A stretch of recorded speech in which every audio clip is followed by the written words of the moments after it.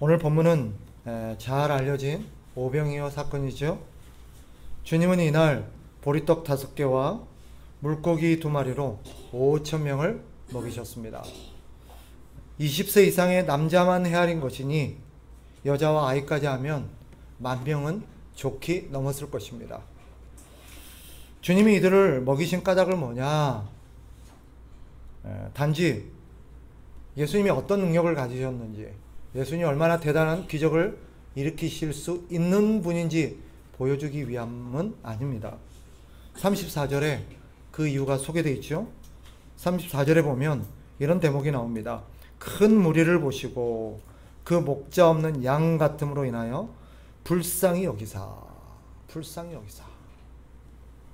한마디로 말하면 그 영혼들이 너무 불쌍했다라는 거예요. 너무 불쌍했다. 본문에 기록된 이 불쌍히 여기다라는 단어, 이 단어는 스플랑크논이라는 단어가 쓰였는데, 이 스플랑크논이라는 단어는 어디서 나온 단어냐? 창자라는 단어에서 나왔습니다. 창자. 그러니까 불쌍히 여기다라는 단어는 직역하면 창자가 끊어질 만큼 고통스럽고 아프게 그들을 바라보았다라는 뜻입니다. 이게 불쌍히 여겼다는 뜻이에요. 도대체 무엇이 우리 주님으로 하여금 저 사람들을 바라봤을 때, 거기에 모인 사람들을 바라보았을 때 창자가 끊어질 만큼 아프고 가슴이 미어졌을까? 오늘 성경에도 나오죠. 목자가 없는 양 같음을 보시고. 그들이 어땠다라는 거예요? 목자가 없다라는 거예요. 목자가 없으니까 어떻게 돼요? 아무도 그들을 돌봐줄 사람이 없는 거예요. 그들이 어떤 존재인데? 양 같은 존재인데. 양 같은 존재인데, 양은 반드시 목자가 있어야 되는데 목자가 없더라는 거예요. 그러니까 양이 목자가 없으면 어떻게 될까요? 성경에 따르면 3가지를 할 수가 없습니다. 첫째, 푸른 초장과 쉴만한 물가로 이들을 인도할 이가 없는 거예요. 그러니까 이들은 어떻게 돼요? 굶주리는 거예요.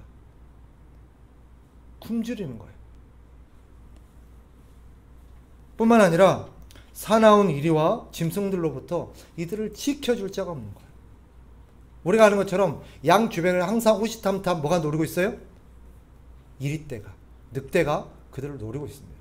그런데 목자가 없다는 것은 그들을 지켜줄 자가 없다라는 거예요. 또 결국 양은 안전한 피난처로 가야 되는데, 그 안전한 피난처로 이들을 인도해서 데려갈 존재가 없다라는 것입니다. 그러니까 예수님의 눈에 거기에 모인 사람들을 바라봤을 때 그들이 어떻게 보였던 거예요? 목자 없이 방치되어서 제대로 먹지도 못하고 항상 영혼이 굶주려 있는 거예요. 어디로 가야 될지도 모르고, 또 그들은 항상 늑대들에게 둘러싸여서 먹잇감이 되고 언제 잡혀 먹을지 모르는 그런 방치된 그런 불안한 영혼들이었던 거예요. 더군다나 갈 데가 없어요. 안전한 데가 없어요. 어디에도 이들이 피할 데가 없어요. 이들을 보호해줄 데가 없는 거예요. 그러니까 주님이 그들을 바라보았을 때 마음이 미어진 거예요. 창자가 끊어질 만큼.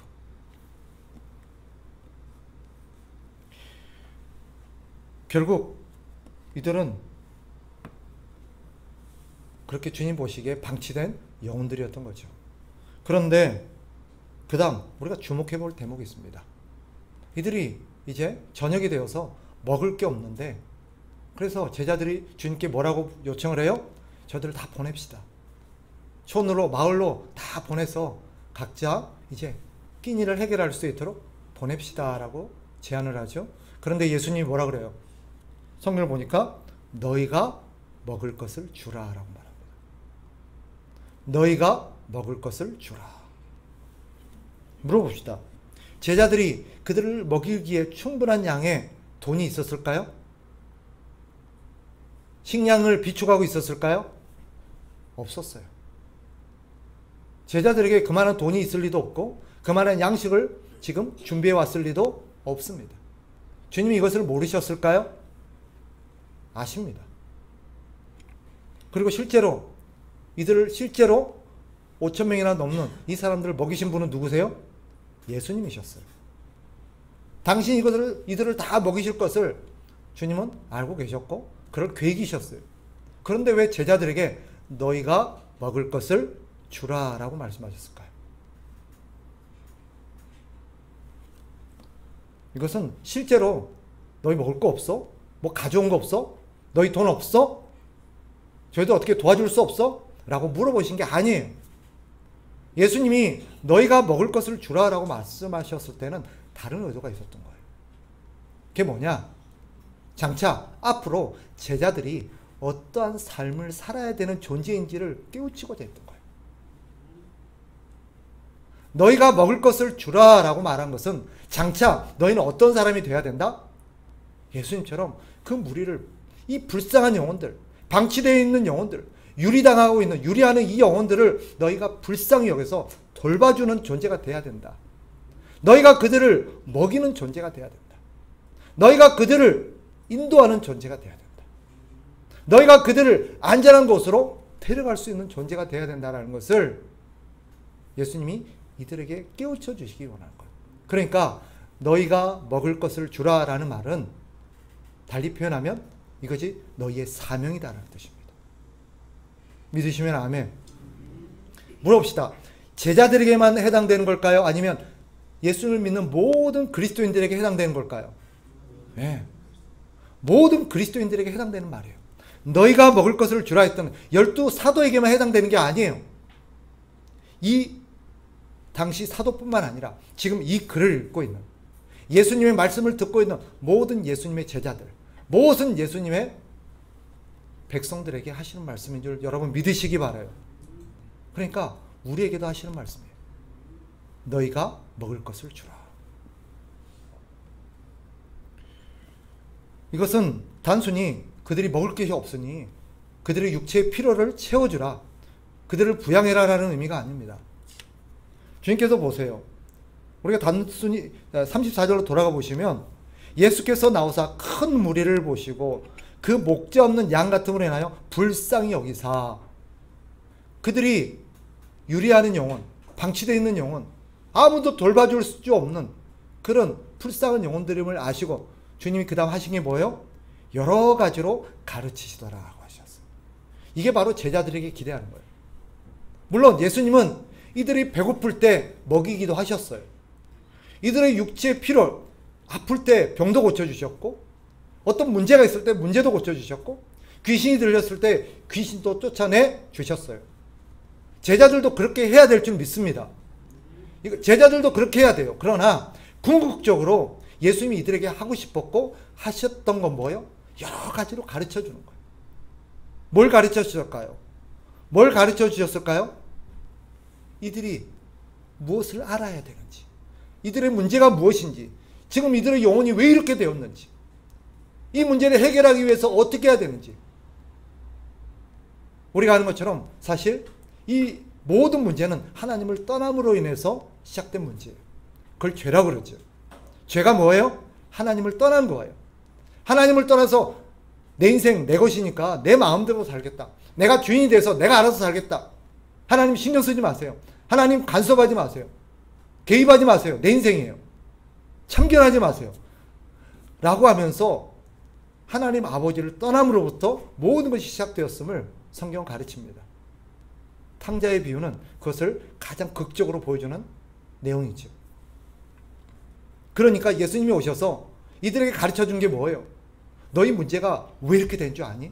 너희 인생이 왜 이렇게 고달프고, 왜 이렇게 고단하고, 왜 이렇게 아프고, 왜 이렇게 힘들며 두렵고 염려가 많고 이렇게 고생스러운지 아니? 너희가 하나님 아버지를 떠났기 때문이야 라고 가르쳐 주신 거예요. 그럼 어떻게 해야 될까요? 그러니 너희가 다시 하나님께로 돌아가야 돼.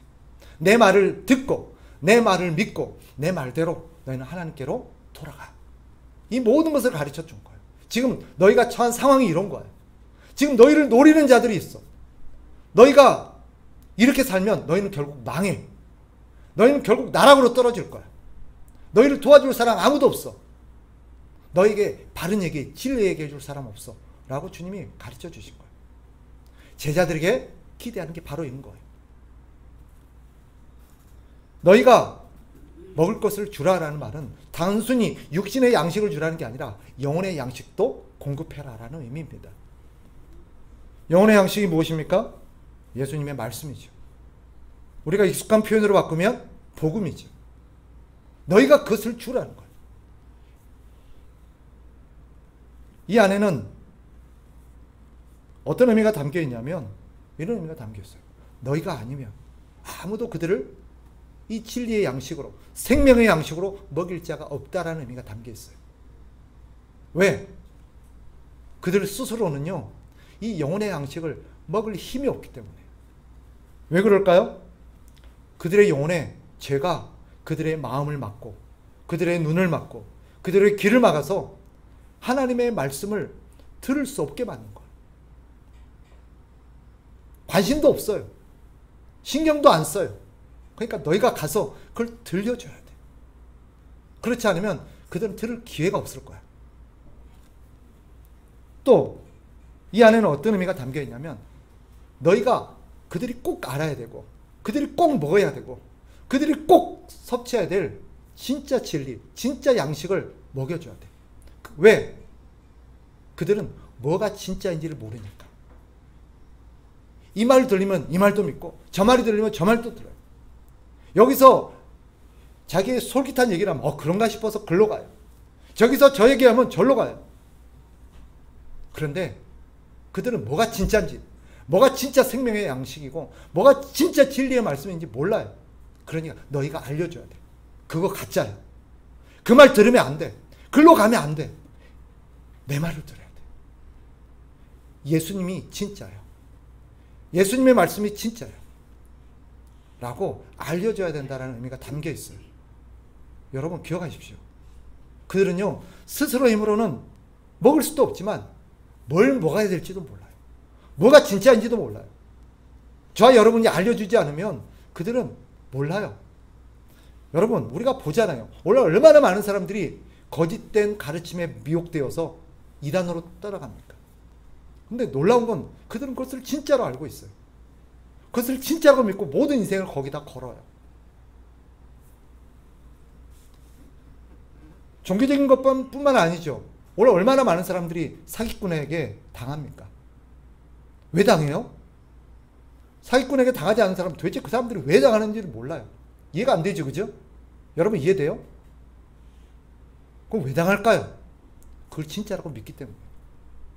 그러면 진짜 성공할 거라고 믿기 때문에.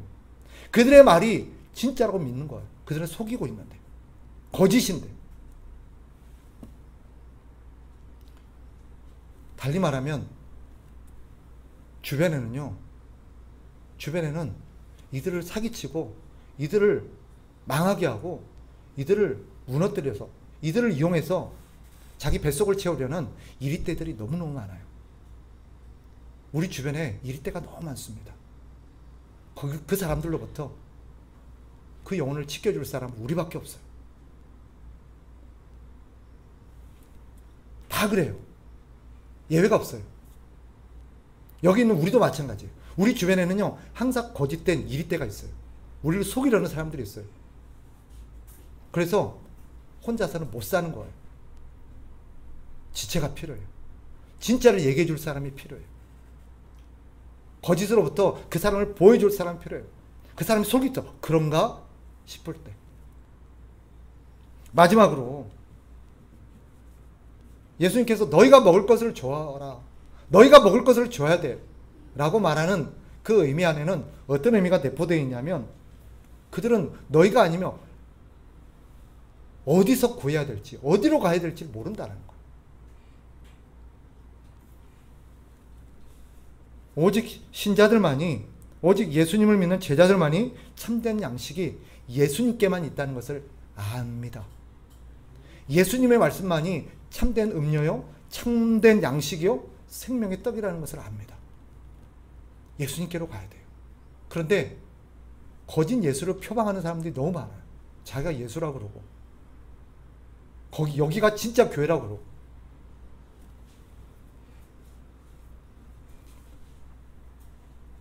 그래서 예수님께서 제자들에게 너희가 먹을 것을 주라 하는 거예요. 이 말에는 너희가 진짜를 줘라. 너희만이 해줄 수 있고 너희가 아니면 할 수가 없어. 너희가 진짜를 먹여줘. 라고 하는 의미가 담겨 있는 것입니다. 귀찮다고 여러분이 침묵하거나 누군가 하겠지 하고 여러분이 외면하면 그 사람의 영혼은 유린당할 겁니다.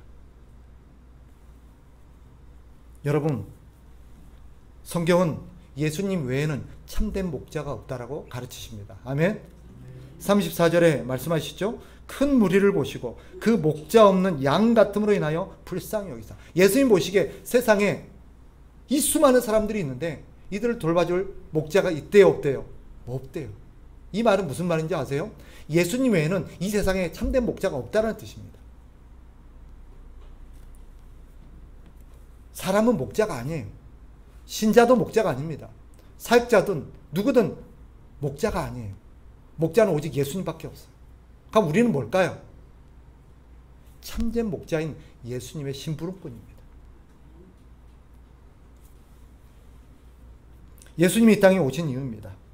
자칭 목자라고 주장하지만 목자가 아닙니다. 다들 목자를 표방하고 목자라고 주장하는 사람들은 늑대입니다. 사기꾼입니다. 양을 잡아서 자기 뱃속을 채우려는 사람들입니다. 그런 사람들을 절대 믿지 마세요. 목자는 오직 예수님밖에 없습니다. 우리 신자는요, 그 목자가 보낸 심부름꾼입니다.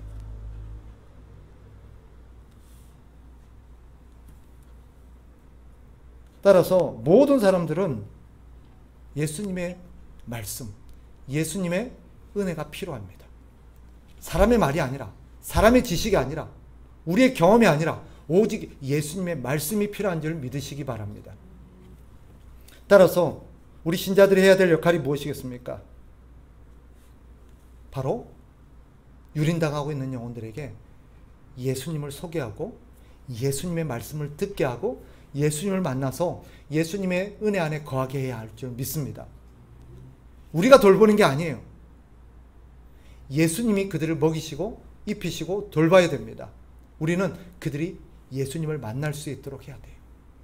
그리고 예수님이 주신 것을 우리는 그저 나눠줄 뿐입니다. 오늘 본문을 보세요. 이 5,000명이 넘는 사람들을 먹이신 분은 누구세요?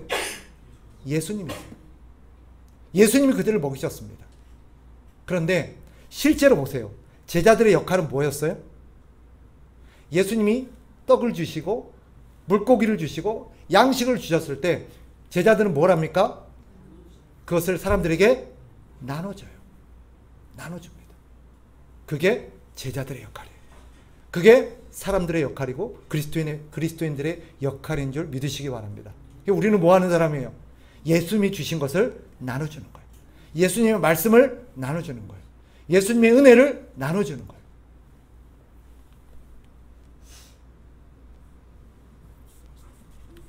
예수님은 말씀하셨어요. 너희가 먹을 것을 주라. 이 말 안에는 어떤 의미가 있어요? 그러니까 내가 필요한 걸 다 줄 텐데, 사람들에게 있어야 될 걸 내가 줄 텐데 너희가 그것을 뭐 하는 거라? 나눠줘라 라는 의미가 담겨 있는 거예요. 우리 역할은 우리 것을 주는 게 아니에요. 예수님의 것을 주는 거예요. 예수님의 말씀을 주는 것입니다. 그런데 실제로 먹을 것도 줬어요, 안 주셨어요? 주셨어요. 예수님이 그들에게 먹이신 것은 말씀이셨죠. 그런데 실제로 굶주리는 그들의 영혼에 먹을 것도 주셨어요. 그런데 보세요. 제자들이 뭐라 그래요? 우리는 가진 게 없어요. 우리가 이 많은 사람들을 어떻게 먹어요? 예수님이 너희가 먹을 것을 주라 했을 때는 예수님이 다 이런 것들을 공급할 계획이 있었고 준비를 다 해놓으셨어요. 아멘? 여러분 이거 믿으셔야 돼요. 우리는 예수님이 주실 것을 나눠주면 되는 거예요. 그런데 우리가 주목할 부분이 또 하나 있어요. 38절로 가보세요.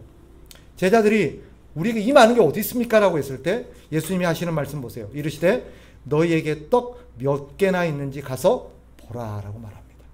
저를 보세요. 이게 무슨 말인 것 같으세요? 너희에게 떡이 몇 개나 있는지 보라. 이 말씀의 의도가 무엇인 것 같으세요? 이 전체 문맥에 봤을 때 예수님께서 주실 거지만, 예수님께서 이 모든 것을 하실 거지만, 예수님이 그 일을 하실 때 우리에게 있는 것을 가지고 사용하십니다. 우리의 재능을 사용하시고 우리에게 남겨진, 우리가 보기에는 아무것도 보잘것없고 이거 갖고 뭐래? 우리의 재능은 보잘것 없어요. 우리의 능력은 보잘것 없어요. 우리의 경험은 보잘것 없어요. 우리가 갖고 있는 어떤 물질이라는 게 너무 보잘것 없어요. 이거로 무슨 일을 하겠어요. 그런데 주님 뭐라고 하세요? 너희가 가진 게 뭐가 있는지 한번 보라는 거예요. 그리고 그것을 가져오라. 주님은 그것을 도구 삼아서 역사하십니다. 그리고 주님은 그것을 통해서 오병이어의 기적을 일으키십니다. 결과적으로 이 제자들이 갖고 있었던 오병이어가 5,000명이 넘는 사람을 먹이는 시드머니가 된 거예요. 씨앗이 된 거예요. 도구가 된 거예요. 오늘 본문이 우리에게 가르쳐주는 게 뭘까? 결론적으로 말씀드리면 오늘 본문은 우리에게 두 가지를 가르칩니다. 세상에는 참된 목자가 없다. 세상의 영혼들은 다 유리하는 양떼다. 이들을 돌봐줄 자가 없다. 이들을 먹이는 것이 너희의 사명이다. 그러나 먹을 것은 누가 주십니까? 예수님이 주십니다. 그러니까 너희가 먹을 것을 주라는 것은 내가 준 말씀을 너희는 먹여라. 내가 공급하는 양식을 너희는 그들에게 나눠주라. 라는 의미가 담겨 있습니다. 그러니 오늘 본문이 우리에게 가르치는 첫 번째 메시지는 뭐예요? 이 영혼들, 유리하는 영혼들을 먹이고 돌보는 것이 우리의 사명이라는 것입니다. 특정한 사람들만의 역할이 아니라 우리 모두의 역할인 줄 믿으시기 바랍니다. 아멘. 옆에 사람에게 한번 얘기합시다. 네가 먹을 것을 줘라. 네. 네. 예외는 없어요. 예외는 없습니다. 오늘 이 순간부터, 이 시간 이후로 여러분이 내가 먹여야 될 사람이 누군가를 우리는 찾으시면 됩니다. 그러면 누구를 먹여야 될까요? 주님께서 맡기신 영혼들, 주님께서 너희 눈앞에 둔 영혼들, 멀리 가서 먹이라고 하지 않으세요. 지금 너희 앞에 있는 이 영혼들을 너희가 먹이면 돼요. 그러니 우리가 누구를 먹여야 될까요? 우리가 먹이되 우리 주변에 있는 사람들, 우리 눈에 띄게 하는 사람들. 하필이면 불쌍한 영혼이 내 눈에 보여요. 힘들어하는 영혼, 고통받고 있는 영혼, 그죠? 상실감과 여러 가지 삶이 무너져서 고통하고 있는 영혼들, 그들에게 다가가서 우리가 주님의 말씀으로 그들을 먹이고 그들의 영혼을 살려내야 될 줄 믿습니다. 왜 하필 내 눈에 띄었을까요? 네. 나보고 하라고. 따라합시다. 나보고 하라고. 왜 하필 내 눈에 띄었을까요? 나보고 하라고. 내 눈에 그런 영혼이 딱 발견됐다면 누군가 하겠지가 아니에요. 내 눈에 그것을 딱 띄게 되면 하나님이 너보고 하라는 거야. 너보고 하라고 지금 네 눈에 띄게 한 거야. 다른 사람 눈에는 안 보이는데 내 눈에는 보이는 게 있어요. 있어요, 없어요? 있어요. 영혼뿐만 아니라 모든 일이 그래요. 남들은 다 못 보는데 이상하게 그걸 보는 사람이 있어요. 왜 그래요? 그 사람 보고 하라. 진짜예요, 여러분. 남들은 다 지나치는데 지나칠 수 없는 사람이 있어요. 나보고 하라고 하신 거예요. 그러니 여러분, 우리의 사명은 유린당하고 있는 영혼들을 돌봐야 되는 것일 줄 믿습니다. 아멘. 누구를 돌보라고요? 내 눈에 띄는 사람들, 내 주변에 있는 사람들, 내 눈에 보이는 사람들, 그 사람들을 돌보는 것이 주님의 뜻인 줄 믿으시기 바랍니다. 그런데 주님이 그 사람들 돌볼 때 뭘 사용하십니까? 두 번째, 내가 가진 것을 사용하십니다. 그런데 사람들이 자꾸 내가 가진 거 말고 주님이 주세요 라고 하는 사람 많아요. 내 거는 싹 숨겨놓고 내 거 말고요. 여러분, 그러지 마세요. 하나님께서 내 것을 드려서 하나님을 섬길 때 하나님 그것을 통해서 어떤 역사를 일으킵니까? 오병이어의 역사를 일으킵니다. 나는 조금 드렸는데 하나님이 그것을 사용하셔서 5,000명이 넘는 사람들을 먹이시는 거예요. 놀라운 일을 하시는 거예요. 여러분이 가진 작은 것이, 여러분의 재능, 여러분의 경험, 여러분의 갖고 있는 여러 가지 물질들, 여러분의 시간, 보잘것없을 수 있지만 남들 보기에 이거 갖고 뭘 할까 싶지만 하나님 앞에 드리면 이것이 5,000명을 넘게 먹이고 돌보는 그런 도구가 될 줄 믿습니다. 아멘. 그러니 여러분이 가진 것이 무엇인지 한번 들여다보십시오. 이거라도 맞습니다. 이거라도 맞습니다. 주님이 바로 그것을 원하십니다. 오늘 여러분이 주님 말씀하시죠. 너에게 가서 너희가 가진 게 뭔지 한번 보라는 거예요. 그리고 그것을 하나님께 가져오라는 거예요. 하나님께 드리라는 거예요. 여러분이 얼마나 시간이 있습니까? 여러분이 어떤 경험들이 있습니까? 여러분이 어떤 재능이 있습니까? 그것을 가지고 영혼들을 돌보십시오. 주의 일을 섬기십시오. 주님이 그것을 도구 삼아 5,000명이 넘는 큰 일을 이루실 줄 믿습니다. 아멘. 기도합시다.